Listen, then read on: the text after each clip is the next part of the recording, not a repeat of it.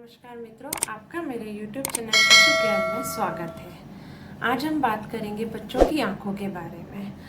आप देखेंगे कि अगर न्यूबॉर्न बेबी आपके घर में हुआ है या बच्चा 2 या 3 महीने का है तो उसकी आंखों में से कभी कभी आंखें लाल होने लगेगी या कुछ चिपचिपा पीला पदार्थ उसमें से निकलने लगता है या आंखों में थोड़ी थोड़ी सूजन आने लगती है। तो आज के वीडियो में हम जानेंगे कि ये सब क्यों होता है और इसके उपाय क्या है। अगर आपके शिशु में भी यही समस्या हो रही है तो आपको घबराने की बात नहीं है। ये डिसीज़ को कहा जाता है अश्रु नलिका और इंग्लिश में ब्लॉक्ड टीयर डक्ट। आइए हम जानेंगे कि ये क्यों होता है। ये समस्या होती है जब मेरा बच्चा हुआ था, मेरा न्यूबॉर्न बेबी हुआ था, तो अचानक एक दिन उसकी आंखें लाल होने लगी। तो हमको लगा कि कुछ नॉर्मल इन्फेक्शन होगा, ठीक हो जाएगा। पर नेक्स्ट डे उसकी आंखों से थोड़ा पीलापन आने लगा और आंखें चिपकने लगी। तो हमारे लिए भी थोड़ा चिंता का विषय था, तो हमने सोचा क्यों ना डॉक्टर से जाके कंसल्ट करें। जब हमने जाके डॉक्टर से कंसल्ट किया तो डॉक्टर बोला कि घबराने की कोई बात नहीं है, इसका इलाज आप अपने घर पे ही कर सकते हैं और किसी दवाई की आपको ज़रूरत नहीं होगी। जैसा कि मैंने बताया, इस बीमारी को कहा जाता है ब्लॉक टीयर डक्ट। ये बच्चों में होती है कि बच्चे जब 2 से 3 हफ्ते के होते हैं तो उनके आंसू बनने लगते हैं और बच्चे अपनी सारी बात रोकर ही हमको बताते हैं, जैसे भूख लगना, सोना। तो बच्चे बोल नहीं सकते, इसीलिए वो रोकर अपनी बात बताते हैं। तो आंसू बनने लगते हैं 2 से 3 हफ्तों में। आंसू बनने के कारण कभी कभी क्या होता है, जो उनकी आंसू बनने के यहाँ पर एक डॉट होता है जिसमें से आंसू बाहर आते हैं, वो ब्लॉक हो जाता है। बच्चों में वो ब्लॉक हो जाता है, खुल नहीं पाता है, जिसके कारण आंसू वापस आंखों में चले जाते हैं। आंखों में जाने के कारण वहाँ पानी इकट्ठा हो जाता है। पानी इकट्ठा होने से वो एक चिपचिपे पदार्थ में बदल जाता है, जिसका कारण है कि उसमें इन्फेक्शन लग जाता है। अभी आपको ध्यान रखना है कि वो पानी जैसे इकट्ठा हो रहा है तो आप उसको एक कॉटन। अब कैसे जानेंगे कि आपके बच्चे को ब्लॉक टीयर डक्ट हुआ है?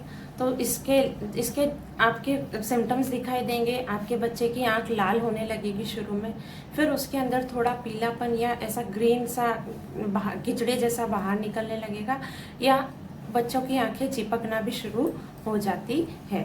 अब इसका प्रॉपर ट्रीटमेंट हम कैसे करें? इसका प्रॉपर ट्रीटमेंट करने से पहले आपको अपने बच्चे की आंखों को अच्छे से क्लीन कर लेना होगा। बच्चों की आंखें क्लीन करने से पहले ज़्यादा ज़रूरी है कि आप अपने हाथों को अच्छे से क्लीन करें, क्योंकि हम जब भी अपने हाथ बच्चों की आंखों पर लगाएं या मुंह में लगाएं तो उसके पहले हमें उसे क्लीन कर लेना चाहिए। तो आप अपने हाथों को अच्छे से क्लीन करें। फिर एक साफ नई कॉटन लें। कॉटन को लूक वार्म वाटर मतलब गुनगुने पानी में डुबाएं। अब गुनगुने पानी में डुबाने के बाद में आपको हल्का हल्का आंखों के बाहर वाले हिस्से में पोंछना है, अंदर नहीं डालना है कॉटन को।